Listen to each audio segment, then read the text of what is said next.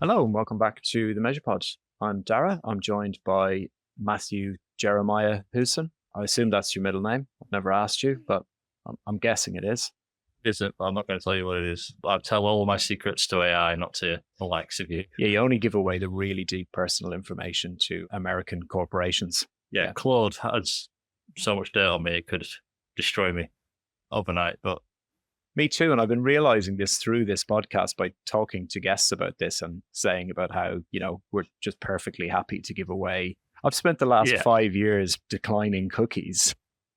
And now I'm just like spilling all of my deepest, darkest secrets into little text boxes. We do go into a little bit, spoilers for later, but we do go into that a little bit today on this episode about the privacy side of things. We do. We're good at spoilers. And you pointed out last week, we teed up a spoiler and then didn't even do it. I said I was going to talk about something I was doing and then it never happened. So I feel it's worth calling that out now in case anyone else is listening saying, I thought he was going to talk about what he's been doing. Are you going to? No. No, it was around this. So our episode last time was with Gunnar Grisey talking about the Google Analytics MCP. So it was me. I was going to say I was inspired by that conversation and I was playing around with not just the GA MCP, but a couple of other ones as well. So I was going to talk about that, but I just didn't. Right. And now you're forever going to be down in law. Is that thing that you never talked about? I never talked about it, yeah.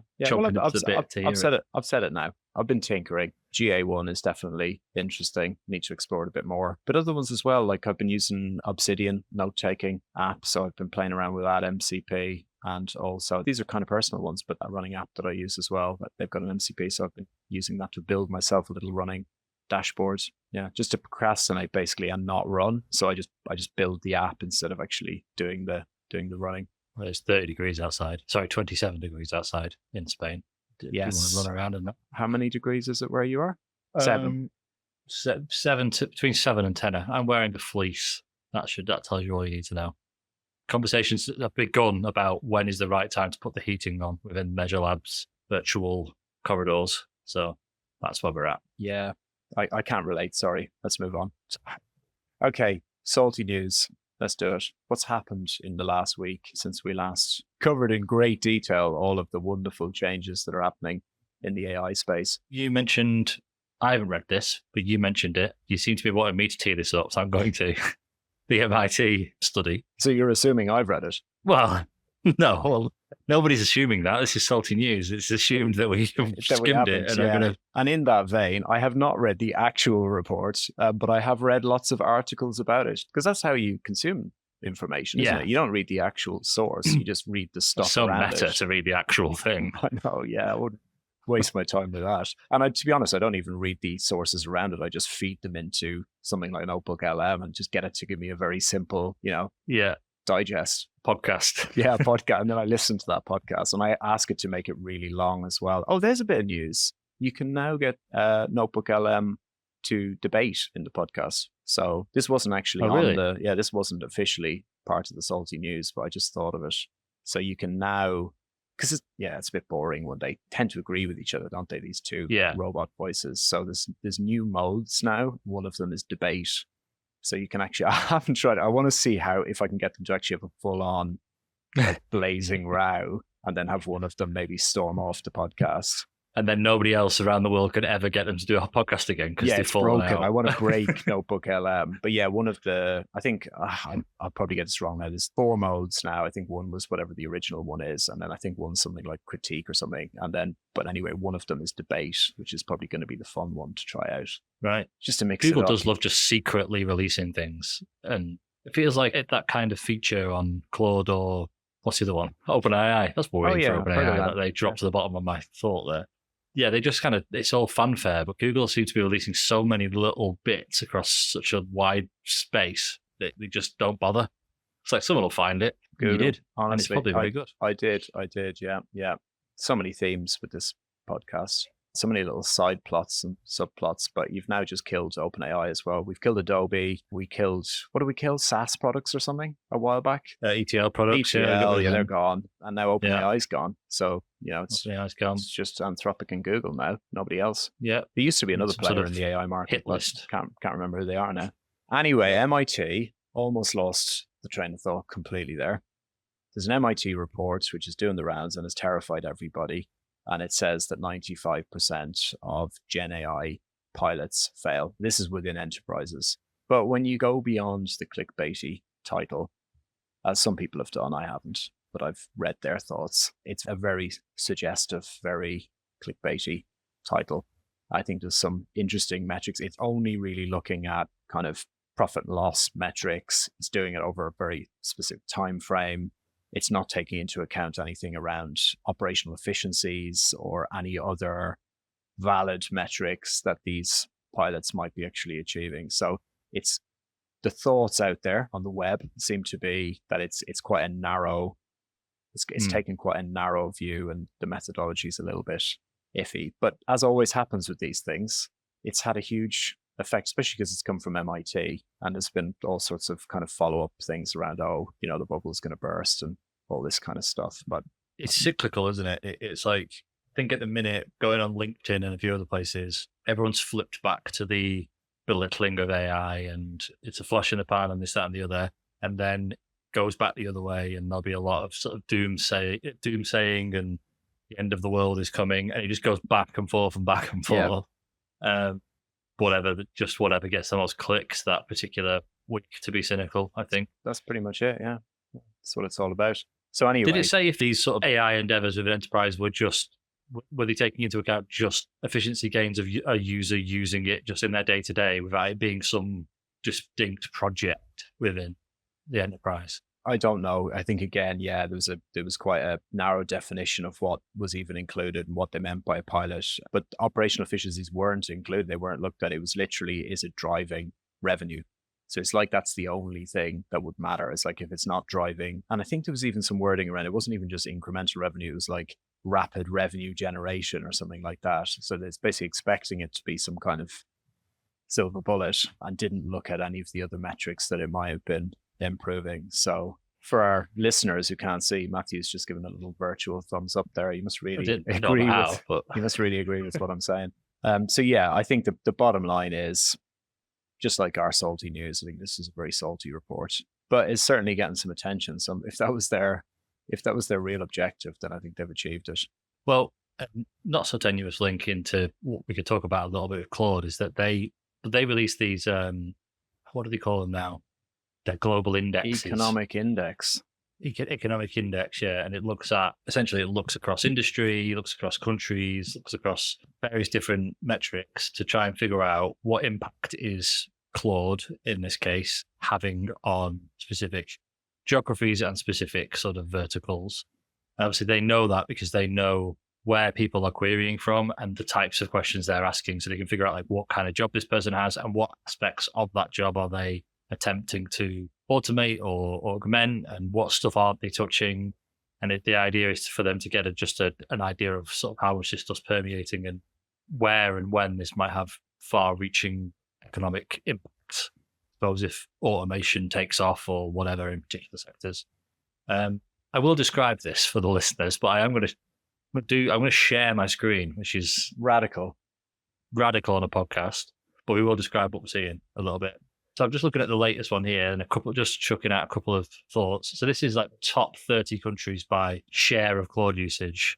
And as you can imagine, United States takes up sort of 21% of the entire world usage of Claude, UK being a piddly 3.2% of global usage. But then they adjust it for population size. So people within a working age within a country, how much are they using it? And actually, Israel, by a long stretch, is out in front at the top of the most people used per capita of working age of it, interestingly. Singapore quite high as well, aren't they? Because they called that out, I Australia. think. Yeah. Yeah, I think the United States is still up there. What, they 6th? And the United Kingdom are down in, I don't know, I can't even count that high. I think it's over 10. Are Ireland? Yeah, there? Yeah, they are actually. Huh. They're on this top board. AI usage index of 2.26. Good, proud of that. Whatever that means. I think 1 is supposed to be what they would expect, the expected amount of usage for any sort of place based on their geography, and it's over that. That's how much more than the expected there is. So yeah, just thought it was interesting that even though the US is obviously dominating in terms of using it, it's because of the size of the population. And it seems like there's other places like Israel, Singapore, Australia, New Zealand, South Korea are all coming above the United States in what they're using. And Israel seems to be way in front in terms of its use. Yeah, there was something in there. Sorry if I'm stealing your thunder and you're going to get to this, but it was something that I saw called out around the kind of income correlation. And it's AI usage is higher in countries that have higher income per capita, which is maybe not, it's one of those things that maybe is and isn't surprising at the same time.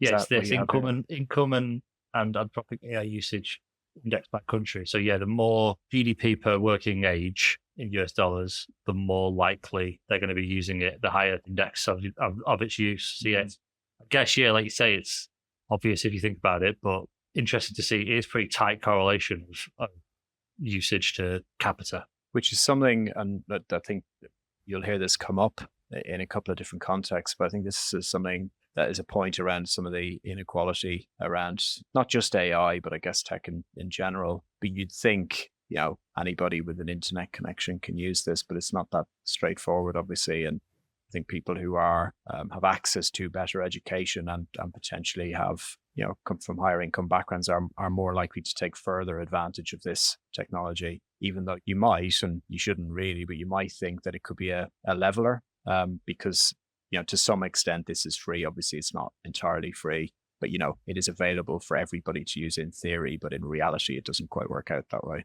Yeah, and you hope it's going to be a leveler, but I think we might even talk a little bit about this on this podcast or one coming up. But the trends may well be the powerful just get more powerful with this technology because they just have the access to it, which is worrying. Yeah, and the other thing, so they're going to do this for a global audience as well, but for right now, they've released like a very specific US usage report, which I thought was quite interesting. So they break it down by state and which states are using more of the technology versus others. As you can imagine, like the West Coast and East Coast are the highest users of it, and sort of the mid states and the low states aren't using it as much.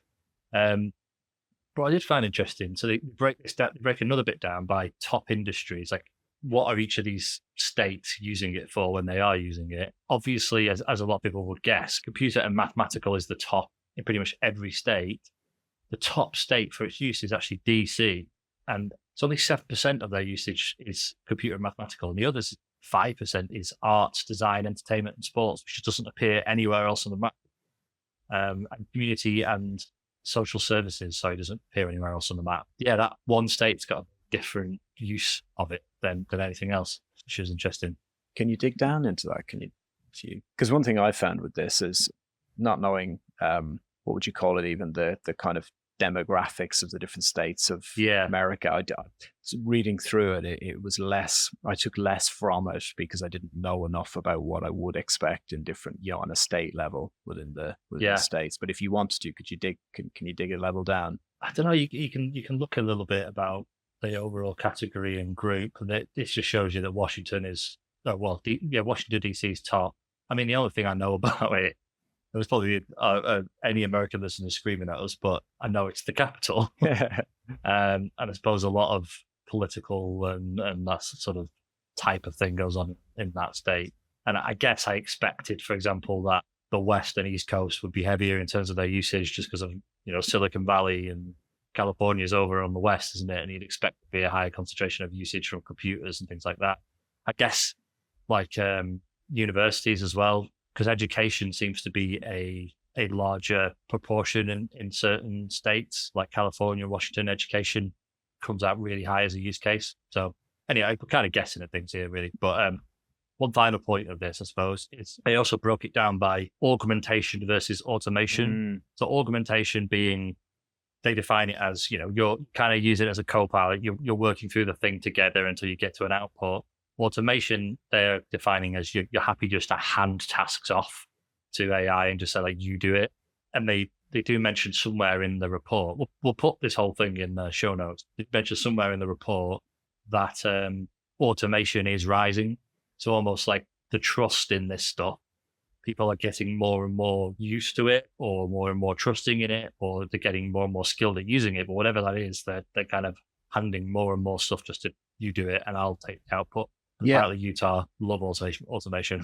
Well, they are known for it. I mean, I don't know that much about the states, but I do know Utah loves a bit of automation. I thought that was interesting as well. And I think the one way to look at it is, and I think this might have been in the report itself, it's kind of framing it like, oh, the tools are getting better, so people are happier. But maybe the cynic in me says, well, actually, is that the case, or are people just getting lazier and they don't want to check as much? So they're just handing tasks over now, thinking, oh, well, it's probably good enough. So I think there might be two different ways to look at that. But the other thing, it's probably a mix of all of it, isn't it? Probably a mix of all the factors. Yeah, most likely, yeah. Because it will be, because obviously it is getting better.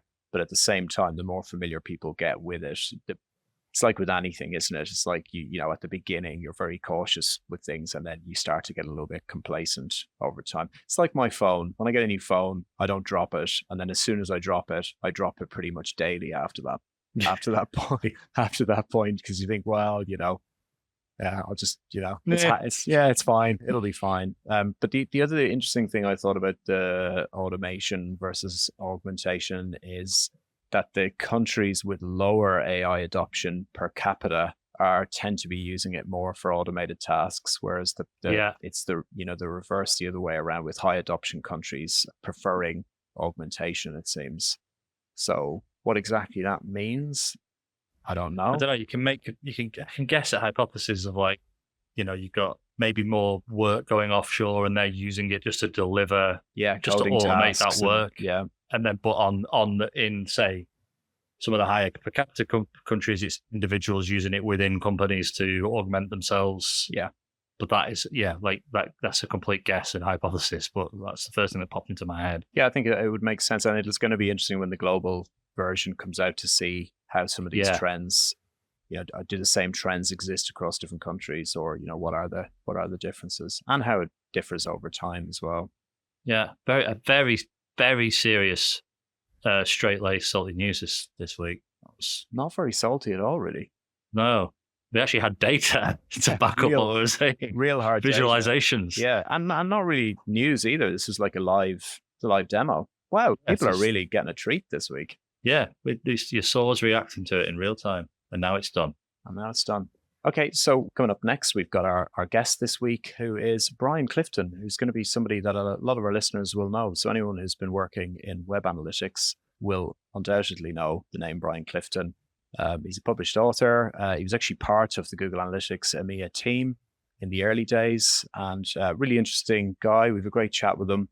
A lot of the same kind of themes come up that we've been talking about lately, things around obviously AI, but privacy being a kind of perspective that we had the conversation through, given Brian is a key privacy advocate, but quite a wide-ranging conversation. And I feel like we challenged him a little bit. I think I apologized at one point for saying we're kind of dragging him in one direction and then dragging him in another direction, but he handled it well. And I think we had some quite thought-provoking conversations. Yeah, really good chat. I think people who've enjoyed the recent sort of episodes of it talking about AI and how it pertains to what we do will really get a lot out of it. So enjoy. A very big welcome to this week's guest. We're joined by Brian Clifton. So Brian, firstly, a big thank you to you for agreeing to join us, and welcome to the MeasurePod.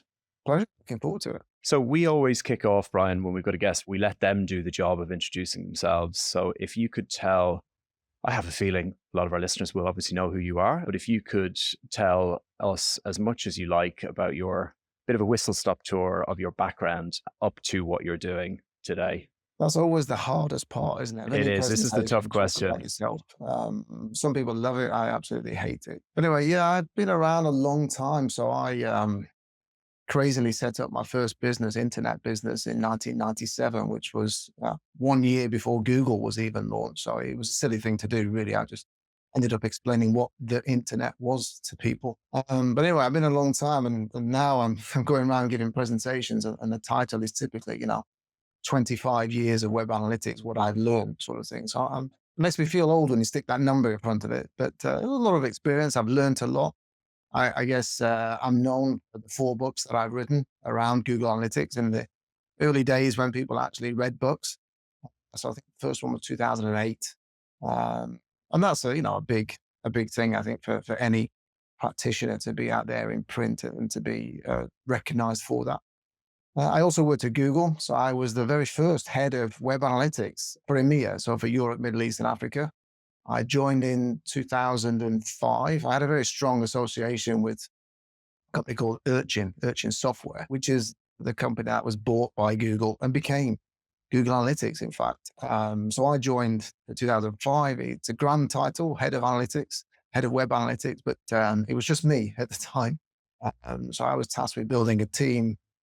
But I think I guess my only achievement really at Google, I mean, it was a fantastic time. It was like a hands-on MBA. I mean, it was chaotic, fun, frustrating.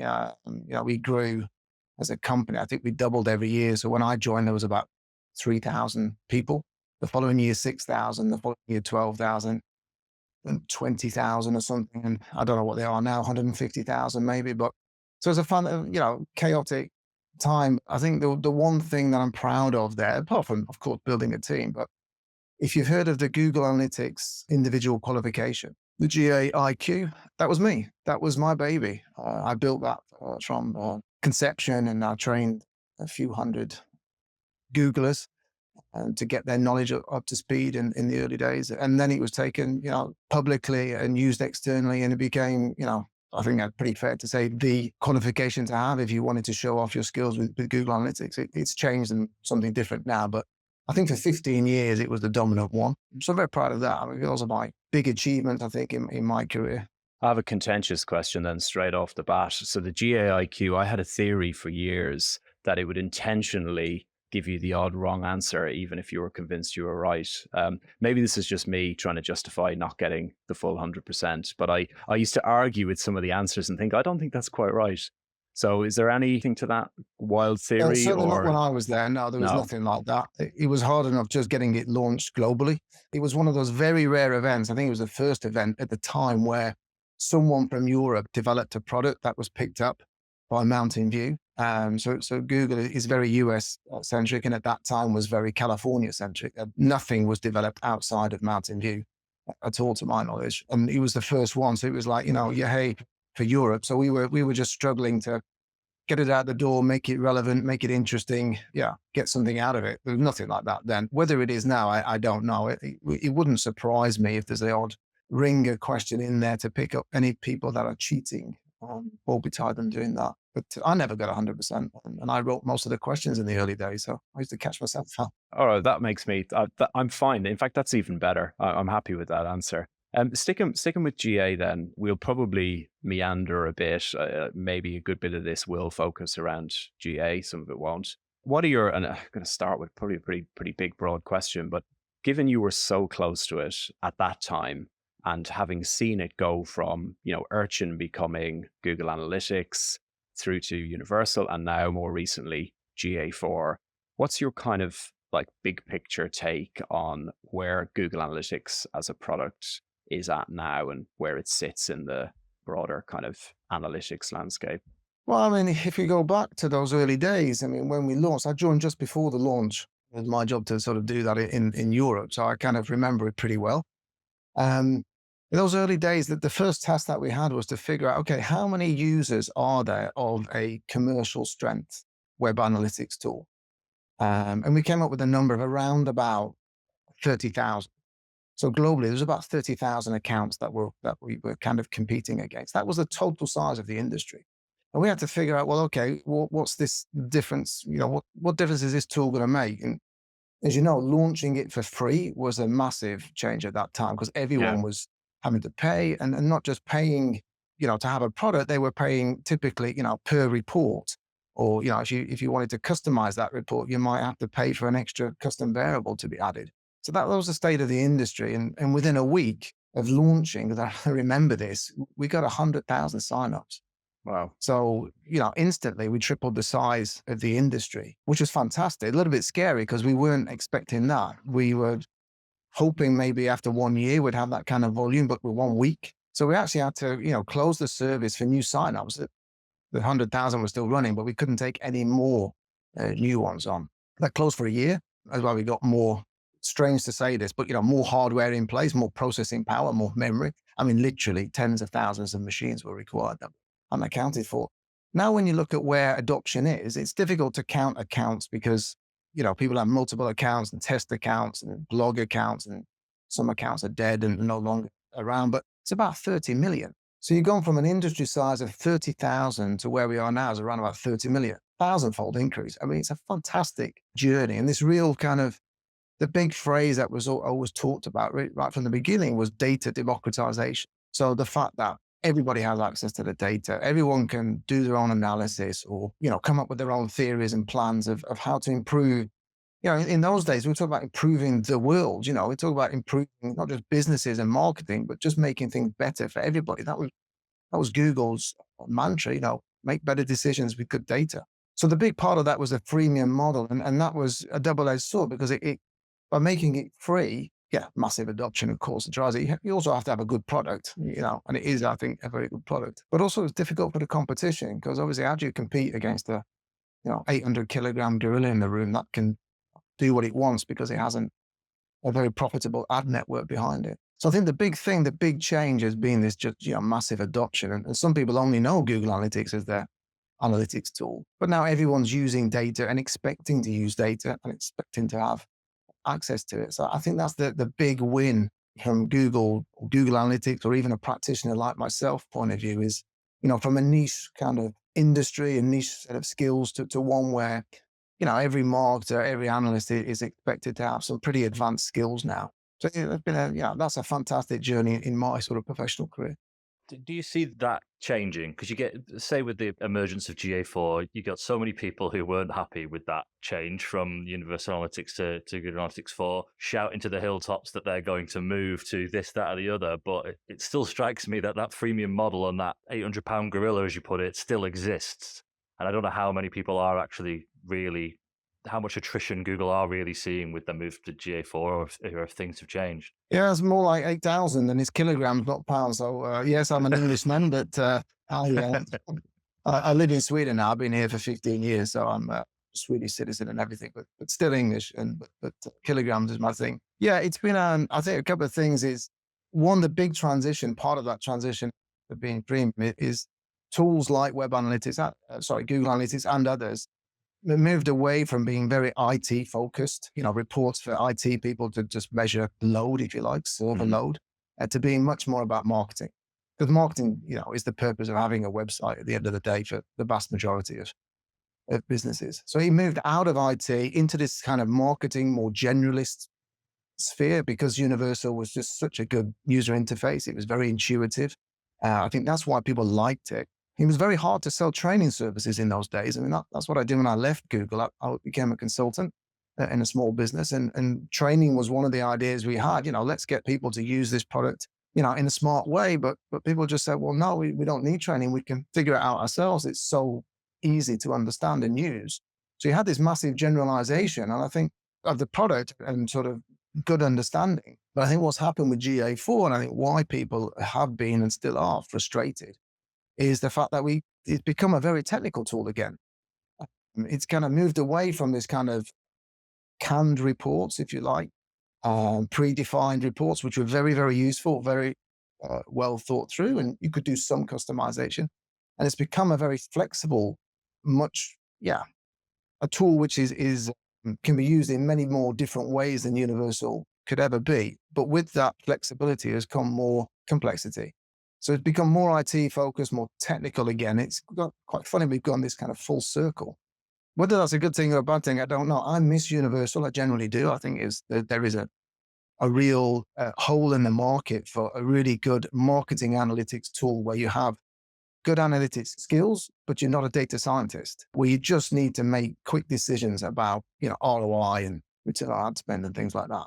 That's quite difficult to do in GA4. You really have to go deep into it. I feel you can't just look at GA4 on a kind of once a week basis. You have to be in there almost daily to just kind of remember where everything is and how to customize it and get the answers you want. So a double-edged sword, great to have a more advanced product. I think Google looked at Adobe and the customer general analytics. I thought, wow, that's powerful stuff. And just thought, well, we have to go after that from a big enterprise point of view, and kind of left a lot of people, not wanting that. And that's where I think the opportunity is for these competitors' tools. How big of an impact? So we were talking there about whether the change in the technology is driving people away from it or not.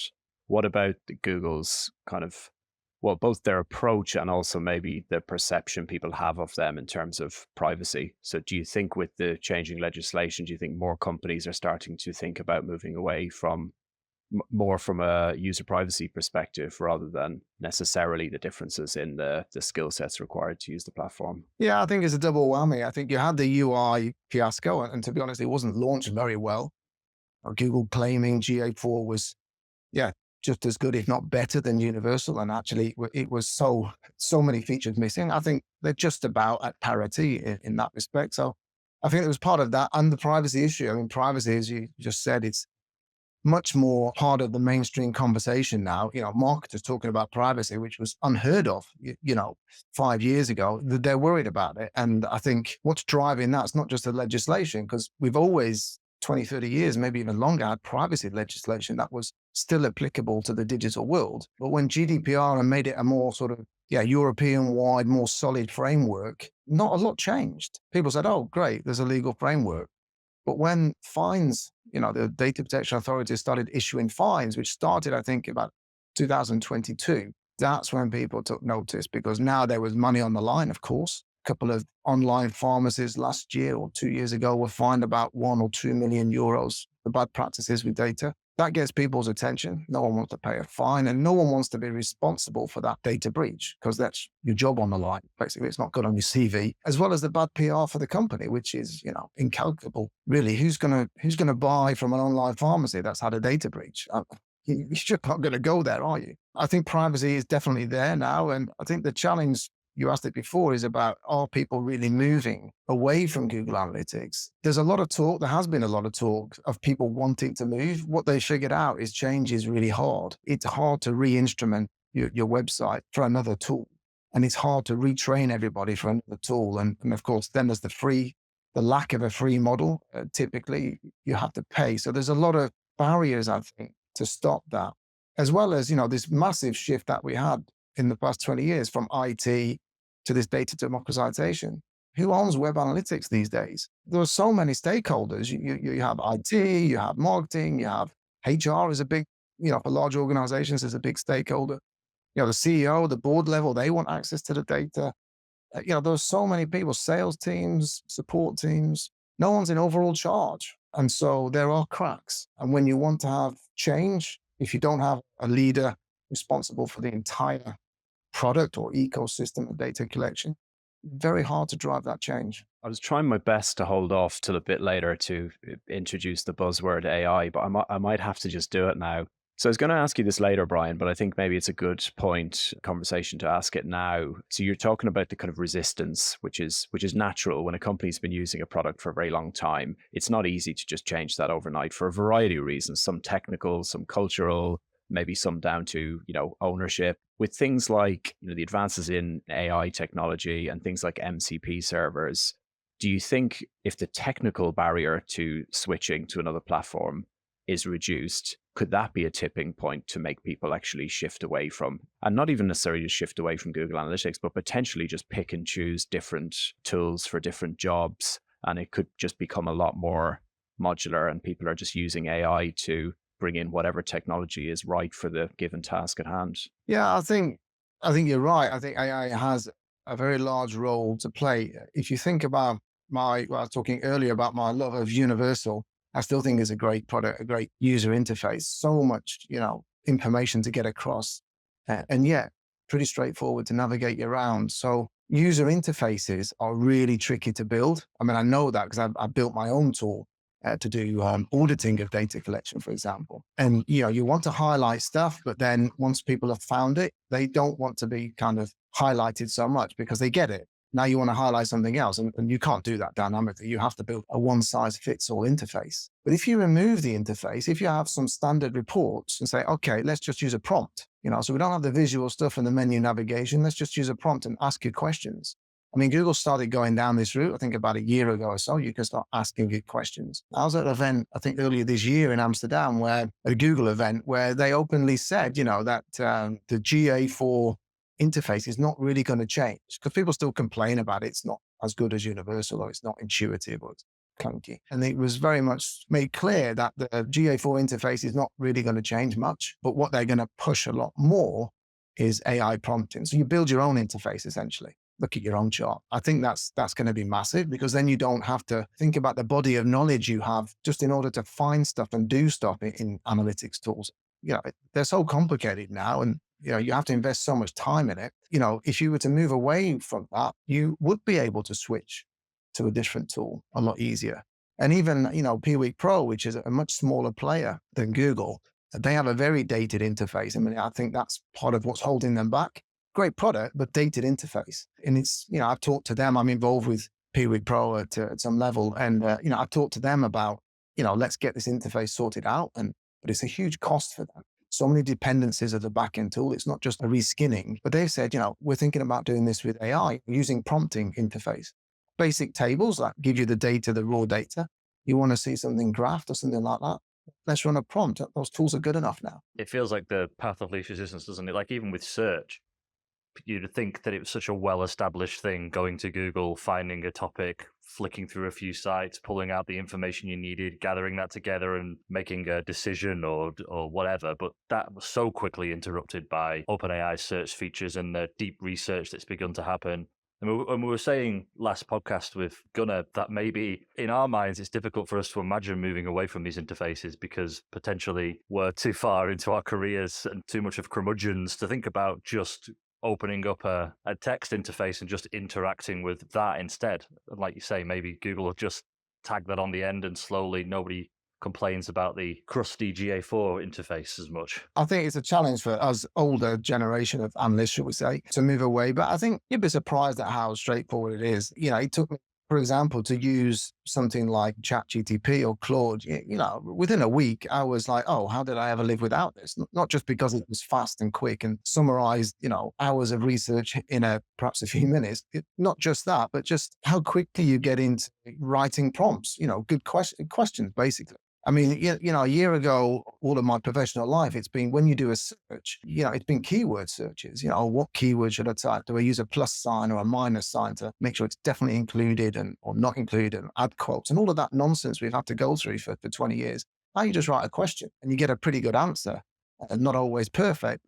But, you'd be surprised just how quick and easy that is, because it's natural. What we've done for 20 years is unnatural. Now it's just going back to natural language, which just, how did we not do this from the beginning? That's kind of always amazed me that. There potentially, I suppose, in lies a problem in how easy it is. And we've talked about this a couple of times over the past sort of couple of months. Pretty much triggered from when Google did Next 25 and they released all these data engineering and data science and conversational analytics tools. And Dara and I were sort of commenting of like, you've really got to make sure that the data at that point, because it's so democratizable and so in everyone's hands and it's so easy to just query, is right. And it feels like there's a lot, and maybe it's to your point before about it becomes more technical, to make sure that all of that underlying stuff is right before everyone is just spouting garbage off garbage data. Garbage in, garbage out. I mean, I don't know when that phrase was invented. I think like the 1970s or something. Still, more applicable now because we have so much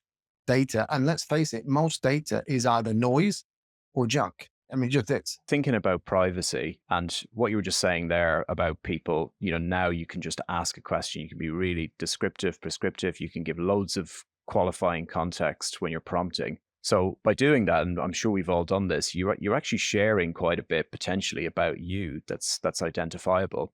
And it's weird because I probably have been sharing less on websites over the past, say, 5-6 years, whatever, due to, all of the different privacy scandals and everything else.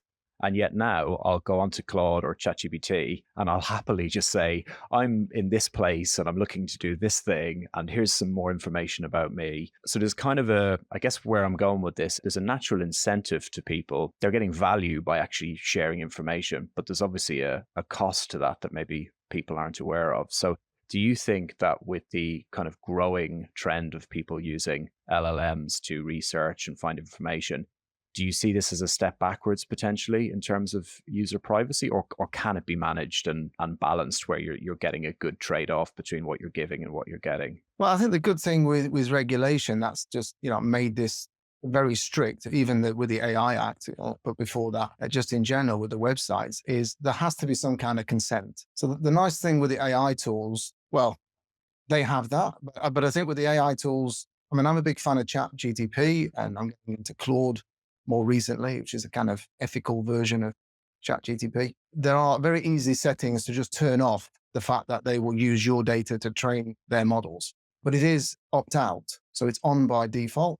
It's very easy to find an opt out. So I always, make sure that, my team, if they're using ChatGPT, they have that off. And it's the same if you're using Google as I don't know about the free account, but the enterprise version, with the Google Docs and all of those things, that is off by default as well. I think if we didn't have the regulation that we have now, particularly GDPR, which is the gold standard globally, if we didn't have that, I'm sure those settings just wouldn't exist. And it would be like, well, if you're using our product, you have to share your data. The kind of the meta approach of data privacy. Thankfully, we have those. And so there are some guardrails there.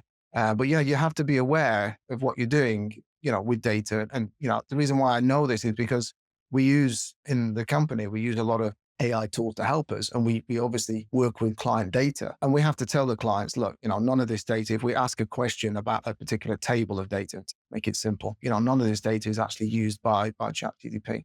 Maybe this is a bit of hypothetical because I think this isn't possible right now, but let's say people are using their own AI models on their website or on their app. Risk. When people do their own custom stuff.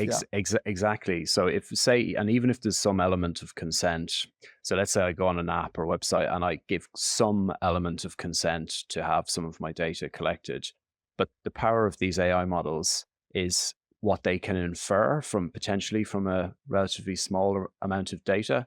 It seems like consent has obviously become more complex because it was always an issue, even with websites and apps and cookies. Making sure the user is giving informed consent is tricky because the user has to be informed and most users aren't. So that, to me, that's only going to become even more complicated when, you get your little pop-up box that now just says we may use some of this data for AI modeling. And you think, yeah, fine, it's just, generic information. But then they're actually using that potentially to infer more information about me. So yeah, sorry, rambly question, but I guess the question is, do you think AI is going to make that issue of consent a lot more complicated where users will actually be less informed rather than more informed? Yeah, it could be. I mean, what are you consenting to, like you said? And AI modeling, what does that mean? It could mean so many things to so many different people. I think the good thing is all of this is built on trust. And as soon as a tool loses trust, and Google know this more than anyone, as soon as you lose trust, your product can disappear rapidly because there are alternatives now. I mean, 10 years ago, it was Google or Google. Now there are so many different, tools out there, whether it's search engines or whether it's AI or analytics even. There's been a resurgence. We have the death of web analytics competitors 20 odd years ago. Now they're coming back because there are niche areas. Google's a one-size-fits-all product, for example. Everyone pretty much gets the same product, whether you're Procter & Gamble or some mom-and-pop store. So I think this proliferation of tools means there's competition, and the one that gets this wrong is just going to disappear. So there is some motivation there apart from regulation. But you're right, when it comes to using these tools, who owns the data? Who's responsible for its governance, especially if it's being moved around with different third parties processing it? Whose privacy are we talking about? If I have a subject access request, so saying, look, I want to know what data you have on me, and I want the right to edit it or delete it, but it might be wrong, or it might be something that happened 30 years ago, which I don't think is relevant, something like that. Who's going to process that for you? I mean, good luck, getting that when it's in this giant, pile of data that Google or these other providers have. And also, just as an aside to the privacy, who has the copyright? If I write content in a book and I print that or I put it online, I did that for a purpose for individual users to read a book. I didn't grant access for someone to scrape all of that content and monetize it for their own purposes. So who owns that copyright? So there's all sorts of, privacy and as well as legal intellectual property questions that need to be figured out. I think the big ones, the ones we talked about, the OpenAIs and the Claudes, and I think they are, I'm not saying they're on top of it, but they're certainly thinking about it and trying to do the right thing. That's what I hope anyway. But the smaller players, which are just building their own little tools perhaps to connect to your analytics account to offer some kind of insights into analytics. What are they doing with that data, really? If they're just a small 10-man company based in, I don't know, some outpost of Eastern Europe.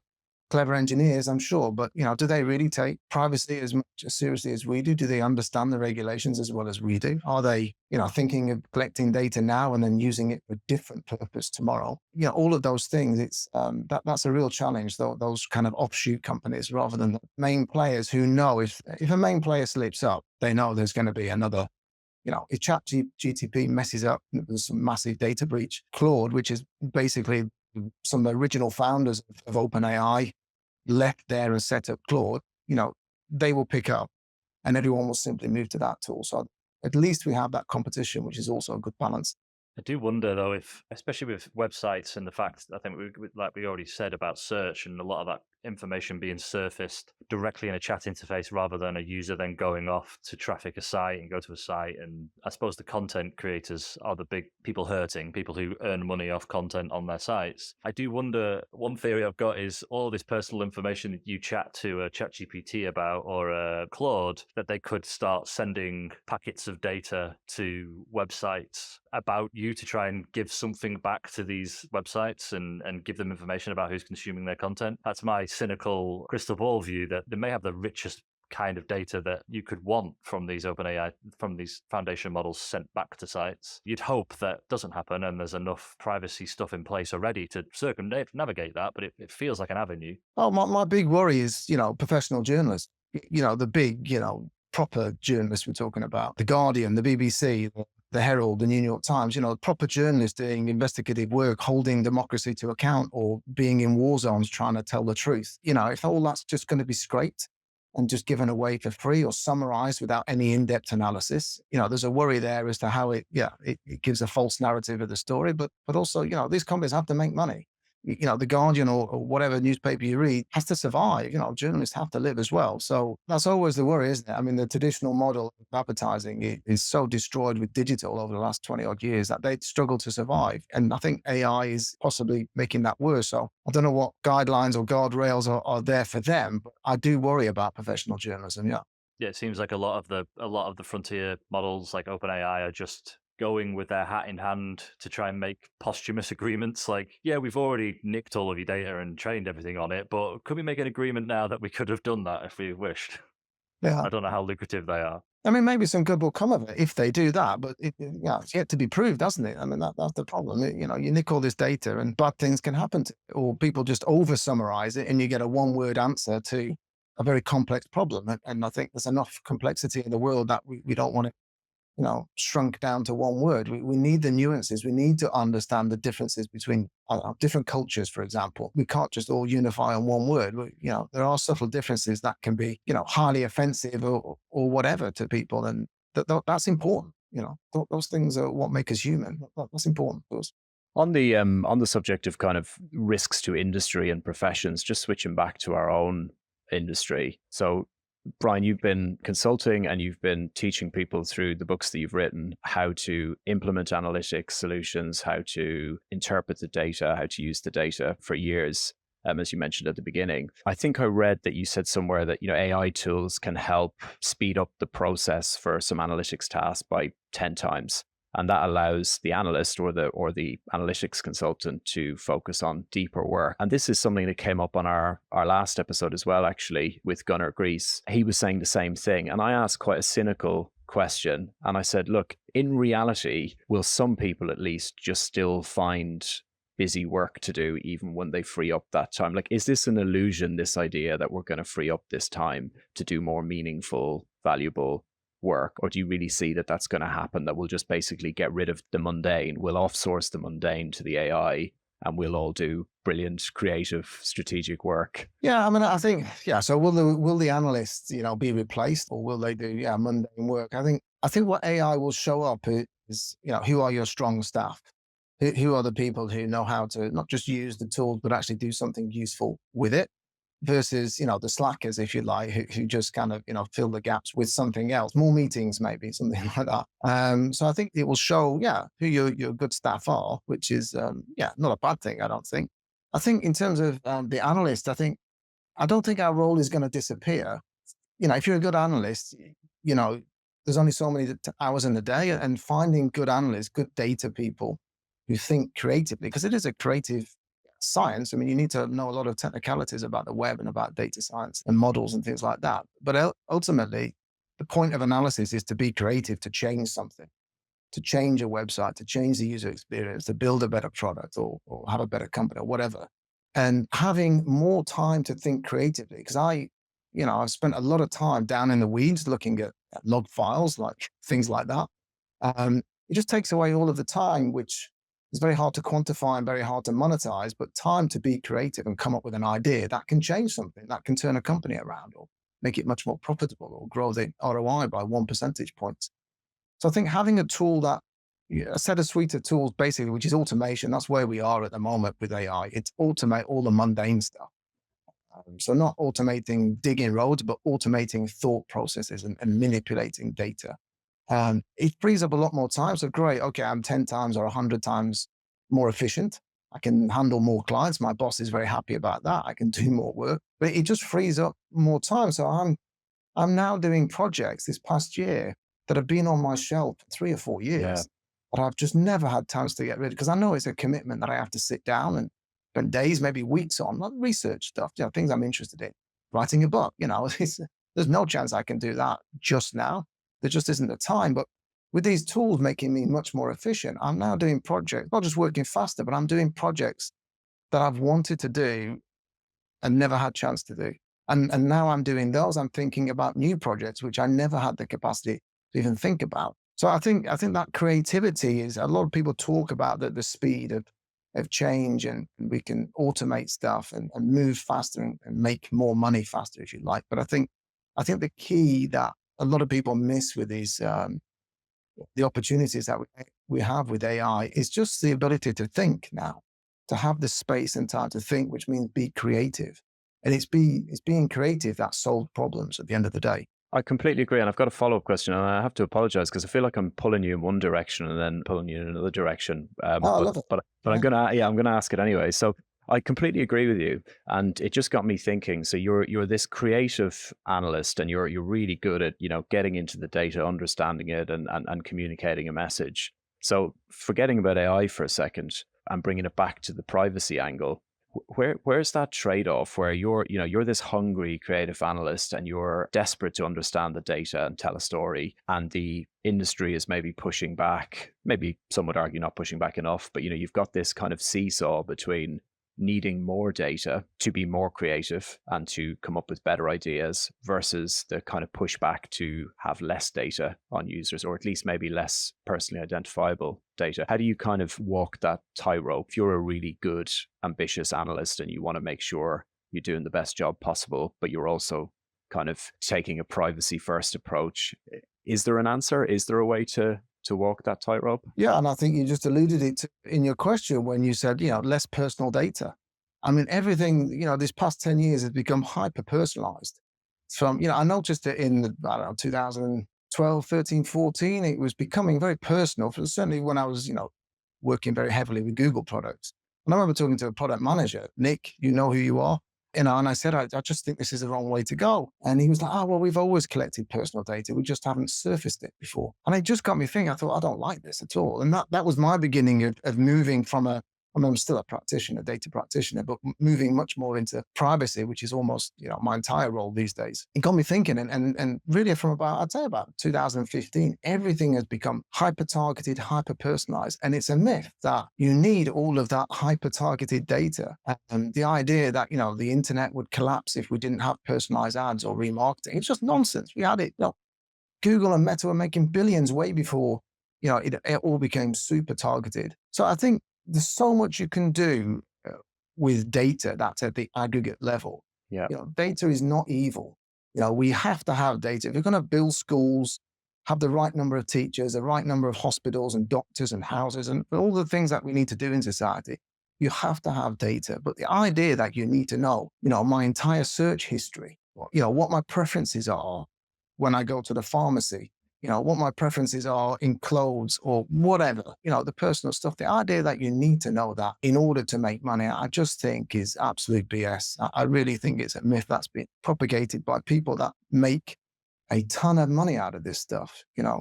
Online advertising is what, $500 billion industry now, of which Google probably makes about half of that. Hundreds of billions of dollars every year from hyper-targeted ads, which we don't need it. There's a great phrase, which ended up, I think, in my first book, in fact, that it goes something like, advanced web metrics is about doing the basics really well and applying it in a clever way. And I thought, when I heard that, I thought, wow, I wish I'd have thought of that. It was like, what a great phrase, because that epitomizes everything that I was trying to do in my books and everything I've always tried to do. It's, do the basics really well, apply it in a clever way. I was actually smart enough to marry the person that said that. So it's Sarah Clifton. So, shout out. But it's something, it's a very old phrase now. I think it was 2008 was my first book anyway. So it's around about then.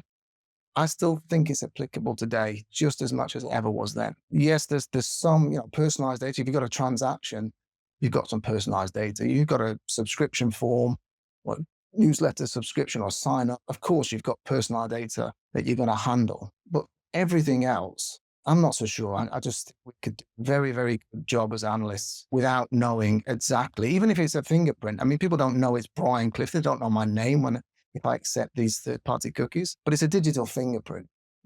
They know it's me, and they stitch together any of these fingerprints that they find online. They stitch it all together, and then you triangulate the data. And of course, it's Brian Clifton, Englishman living in Sweden. So, that's scary, that type of thing. And once people realize that's what's going on, they don't want anything of it. And so they bail out and don't hit consent on a form or a cookie pop-up banner.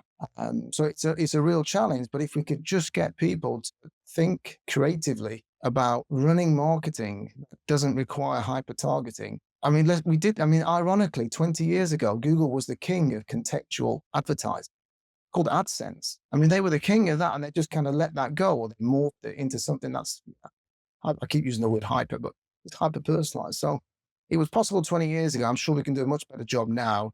It's probably never going to be as good at delivering ads as knowing exactly who you are and all of your preferences. How could it be? But I'd love to do the research to show, because I think it's intuitively true, that the difference between a hyper targeted ad and a contextual ad, I think it's so small.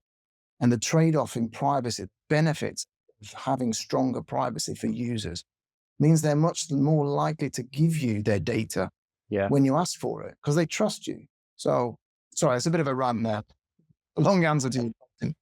I do wonder, just to seamlessly dovetail this back into AI, that it is going to go more towards ultra hyper personalization, because you've got people like, say, Sam Altman, CEO of OpenAI, who's been on record a number of times now saying that he envisages these AIs knowing as much as humanly possible about you. And hopefully that's a personal choice, but pumping more and more data into it. And I suppose the difference there is the user ends up getting more out of that product. I suppose with hyper-personalized advertisement, what you're getting more out of it is just a slightly more relevant ad. But when we start talking about advertising in these LLM platforms, which it feels like might be an inevitability, Google's just released it for, say, the AI overviews that they're releasing. If you couple that with these tons of data that people are voluntarily chucking into AI models to get more utility out of them, and then layering in advertising, that's quite a scary thought of having more data than they've ever had, potentially. And if that's the new user interface, like we said earlier, I'm going on a rant now. But I'm going to delete all my ChatGPT, my Claude now. You've just terrified me. I think very relevant points, but I think there's two things. So Claude came out of OpenAI. I don't know the politics of it, but people left and they wanted to set up, ethical AI. Whether it uses different models or what else is different, I don't know. But they wanted to do an ethical version of what OpenAI was doing. So there's some politics there, and they use something called constitutional AI, which is based on, I think I'm right in saying it's based on kind of framework based on human values, a framework, how it comes to its decisions. Whereas the chat GTP one is about, I think it's human preferences vary, don't they? So it's very susceptible to, I think, for example, people clicking on things that make them laugh, like funny cats. or things that make them outraged, like racism. So a lot of, you get a lot of clicks for the wrong reasons, the classic social media problem that we have. So I think, so we have an alternative. That's one thing. And I think people like Sam Altman, if they go down that route, they're just going to push people away to alternatives. When you talk to users, anyone that listens to this conversation, you very quickly come to the conclusion is, why am I giving data to these people, these tools? Why? What's in it? First question is, what's in it for me? A more targeted ad? I don't think so. So a lot of people just opt out, and they make the effort to find the buttons that say no. Of course, we have to understand whether they are actually honoring that opt-out, but at least people are doing that. And if people don't honor that or respect that, then they're going to get into trouble at some point. But if you look at opt-out rates, so there's some very good data presented on this year, which was survey data from the US, and it was survey data from the EU. The EU body was Eurostat, which is a statistical body of the European Union. So it's like top analysts, top data scientists, and they make the available data so you can pull it down and query it yourself. And I compared the people using ad blocking software in America versus people that are changing things on computer browsers, I'm guessing, to protect themselves for privacy. Not exactly a direct one-to-one comparison. That's the best comparison I could do. But the opt-out rate averaged at 50% in the EU.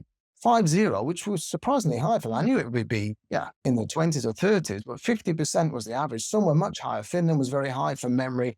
And oddly, I think Germany was relatively low. I mean, still close to 50%, but relatively low. I think, wow, 50% of people are doing something on their computer to protect their privacy. And then in the US, it was a smaller sample set. But in the US, it was 33%, 33 or 34, something like that. And although it was ad blocking software, and obviously that's to block ads, when they asked, okay, why are you using this software? The number 2 answer after blocking ads was to protect privacy. So you have the US at 33% and the EU at 50%. Okay, you maybe would expect that lag behind because the US doesn't quite take privacy as seriously as we do, but they're still high. My point is that's still a lot of people. And there's only one way that line is going. It's going up and to the right. So people like Sam Altman, if that's what they're saying, they want to, target the hell out of everybody, as anybody that shares data, then I think you're going to see those consent rates go up. What happens when it reaches 100%?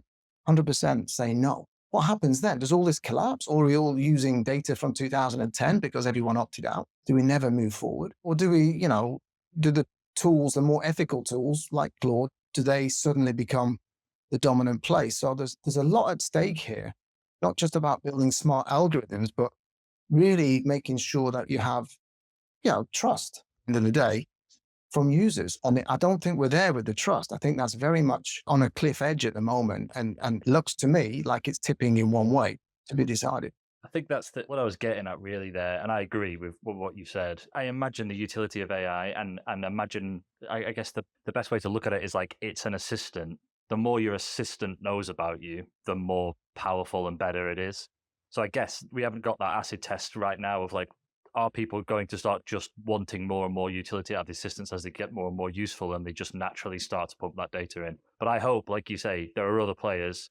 And I think we literally said last week that we're becoming a little bit of Claude fanboys ourselves because of those things you've mentioned. They're really transparent with their research and things that go wrong and with funny results sometimes, tungsten cubes and tuck shots, etc. They just feel like the people who are trying to be as responsible with this stuff as possible. I just hope Meta doesn't win. They're the ones I just don't want to win out on the race. I don't think anyone wants them to win, do they? No. No, maybe Mark Zuckerberg. Well, I think if you think of the history of the web, I think, Meta has been a big, North Star in terms of, because like I said, Google were massive into contextual advertising, were dominant. They had a different way when I was working there. And I think they saw what Facebook was doing around about 2008 and thought, wow, this is the future. We have to do this. Otherwise, Facebook would overtake us. And maybe they would have done, maybe they wouldn't. But that was a definite fork in the road for Google. I think they weren't doing that. And then they decided to go and do that and take it, exponential. So yeah, not Meta. Not Meta. Yes, not Meta. No, not Meta. Not Meta. Sorry, Mark, if you're listening to this. Yeah, I think we've been down on Zuck before on this podcast, actually. So he probably doesn't listen. Yeah, it's an easy target. Yeah. I just have one more question for you, which is a bit of a philosophical one. So my partner's a musician. I've been talking to her lately about what she thinks about, when does creativity stop being true creativity if you're using AI? Is it a sliding scale? So I'm curious to know what you think in terms of, because we can verify your book was definitely written by you because it was pre AI. But if you mentioned earlier that maybe that's a project on your shelf to write another book. So what are your thoughts? How far would you take the use of AI? Because it seems to me that it would be sensible to use it to a certain extent at least. But do you feel there is a line where if it crosses it, it's not truly your book anymore and it's an AI written book? Yeah, I mean, for me, I use AI a great deal to generate content, but the way I use it is I get all my thoughts down, kind of like a brain dump. So if you're writing a book, for example, it would take me about 4 weeks to write a chapter, maybe a bit longer, given the fact that I have thinking about a book probably several years in advance. So you start off, the first week is a brain dump, basically. And then the second week is organizing that brain dump into some kind of structure so that it actually makes sense to yourself. And then the third week, you rewrite it because you're not writing for yourself, you're writing for an audience. So you really have to put yourself into the shoes. Okay, what does my audience know about this subject? What do they need to know? And how can I help? Then the fourth week, it goes to an editor.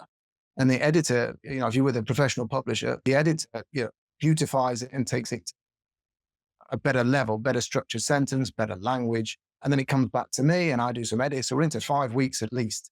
It takes a long time. What you can do, and what I do, I'm not with writing books at the moment, but the way I do it is I shorten those first week 2 to week 4. So I still do the brain dump.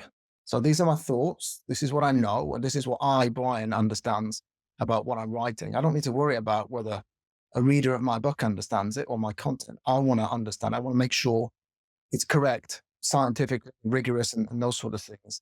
And then I just run it through, Claude or ChatGPT, and it beautifies it for me. And I read it back and think, oh yeah, that's what I'm trying to say. And oh yeah, that's good English and much better structure. And, if you tell it, what audience you want the content to be written as, it will turn it around and it will use structure and language based on, let's say, a marketer or a privacy professional or something like that. So suddenly those weeks, whatever it was, 2, 3, 4, suddenly now is compacted down to a couple of hours. Actually, it's a couple of minutes, but I have to obviously check what is written, that it's not made mistakes. So suddenly you go from week 1, brain dump, to in second week, you could possibly even skip an editor. You could possibly go to final draft in week 2. So a 6 weeks process is now suddenly a 2 weeks process. I haven't written a book since 2015 because of the sheer effort and time it takes. Best part of a year writing a book, about 10 chapters, 12 chapters is a year. Now we're talking about, okay, you could do a book in a couple of months. I could take a couple of months off and just focus on writing a book. That's like, oh, wow, okay, now I'm interested. I might write another book. So it's obviously a fine line how far you take that. But the reason, hopefully, that I've been successful as an author is that first week of brain dump is important because those are my experiences, my knowledge. That's what's going to help someone. And everything else is just really beautifying it, making it easy to read and easy to absorb and getting the audience right.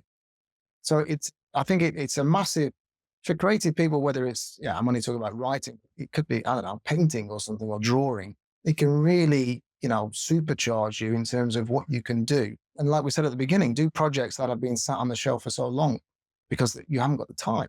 So that's how I use. It's original content. It's my thoughts. It's my points, my experience, my knowledge.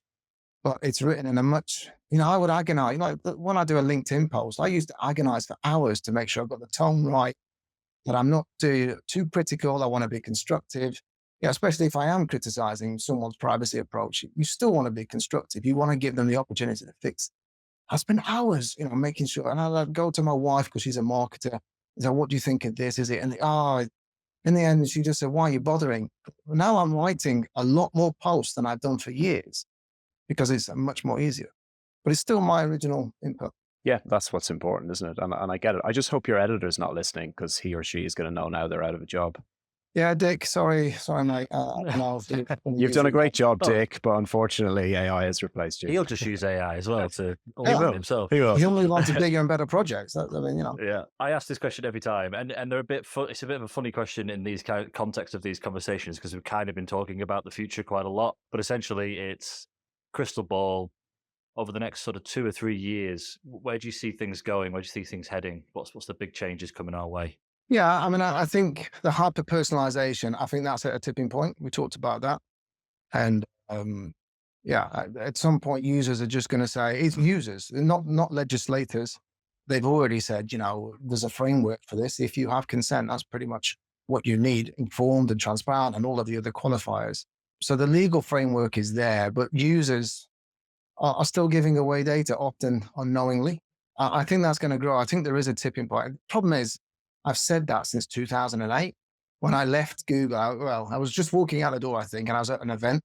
And Jim Stern, who was a great analyst that's been around a lot longer than me even, I'm sure he won't mind me saying that, asked me the question, what's coming next? This is 2008. And I said, privacy. Privacy is the next big thing. And of course, everyone laughed at me and said, oh, that's the end of your career, Brian. I've been saying this a long time, predicting it a long time, but I really do think that, all of the momentum of Snowden, of Cambridge Analytica, the GDPR, of course, Max Schrems, big advocate, and just mainstream journalism, focusing on this and the harms that it can do and the harms that we all know. If you have kids, we all know the harms that are happening on social media. So I just think privacy is so important. At some point, it's going to tip over the edge. And if the Sam Altmans of this world are not listening and not looking in the same direction, I think that's going to affect us. Obviously, anyone who's interested, it's going to affect us enormously. So I think that's a big thing. I think also just to say about AI and trying to predict the future is, I think we're at a very, like any industrial revolution, major revolution changing our times. We're at the very beginning, at the very, very beginning. It's early days. So someone said, electricity was not invented just to replace candles. Yeah, you think about what we do with electricity these days, it's not to make a better candle. But that's how it started off, in the very early days. And, computers didn't become, take off and become successful because they were faster at typing than typewriters. So there's so much that we don't kind of know and don't understand where we're going. But I think the future is bright, I think, absolutely, with an AI perspective. And we're only just kind of figuring out how to use the data. And there's still, apart from the privacy issues, how do you address that when it goes wrong? We haven't really seen that. But how do you address mistakes? How do you tell ChatGPT, no, I know better than you, and I know this is wrong. How do I correct it? Like a Wikipedia editor would do. They would make a judgment and say, look, I'm an expert in this field. I know this is factually incorrect. Here's the correct facts. How do you fix that in these AI models? That there isn't a mechanism to do that. And there isn't a mechanism to say, the data about me personally is wrong. How do I correct that? Or how do I even know what you have on me, what you scraped from my 30 years being online? That's the trouble, isn't it? I don't think the model creators know what is inside the models either. I don't think they could tell you. But isn't it worrying when you say that people don't know what's in their own models? They built these tools. Doesn't it sound like, I don't know, the banking crisis from 2008? Bank didn't know what they were packaging and selling. It does scare me that, it's like, really, you don't know what you have in your own product? That's a really interesting and terrifying analogy. Yeah. So anyway, I don't want to be too negative, but there's lots of things to think about and we should be thinking about. But I think, building better candles and making typewriters faster, great. Let's do that. Let's be more creative because we have the space and time. There's lots of stuff, that I'm just hoping is just around the corner, so we never have a coronavirus again, or, we find a cure for cancer and all of the things that we should be using AI for instead of trying to build a better ad. Yeah.